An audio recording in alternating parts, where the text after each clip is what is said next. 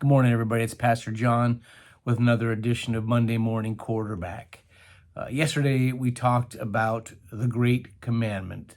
Love the Lord your God with all your heart, with all your soul, with all your mind, and with all your strength. And love your neighbor as yourself.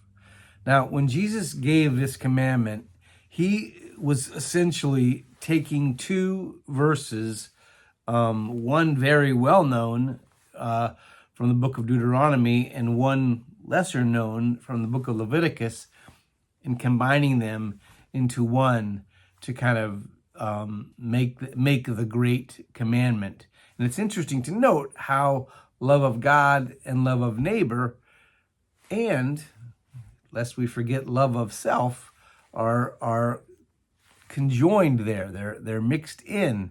They are one in a sense.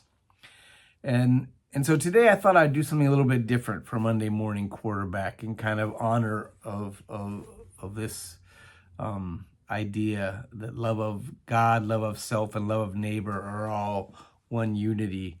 A couple weeks ago, I shared with you one of my favorite poems of all time, Wild Geese by Mary Oliver. And so today I'm gonna share that with you one more time, but then I'm gonna share you a different version of it just to sort of make my point. So the first version is Mary Oliver's version of Wild Geese. You do not have to be good. You do not have to walk on your knees for 100 miles through the desert repenting. You only have to let the soft animal of your body love what it loves. Tell me about despair, yours, and I will tell you mine. Meanwhile, the world goes on. Meanwhile, the sun and the clear pebbles of the rain are moving across the landscapes, over the prairies and the deep trees, the mountains and the rivers. Meanwhile, the wild geese, high in the clean blue air, are heading home again. Whoever you are, no matter how lonely, the world offers itself to your imagination, calls to you like the wild geese, harsh and exciting, over and over, announcing your place in the family of things. That is a beautiful, beautiful poem. And so what I've done is I've written my own little adaptation of this based on the Great Commandment. So I'm making no claim that in terms of artistry, this is anywhere remotely close to Mary Oliver. I am seeking only to make a theological point, using her work as a basis, as a foundation. So this is Wild Geese, my adaptation based on the Great Commandment. You do not have to be a saint. You do not have to justify your existence on this planet or spend all of your time repenting. You only have to let God's love and grace wash over you like a baptism. Tell me about what causes you pain, and I will share my pain with you. Meanwhile, life goes on. Meanwhile, people fall in love, and children starve in places like Africa and Haiti and Whittier.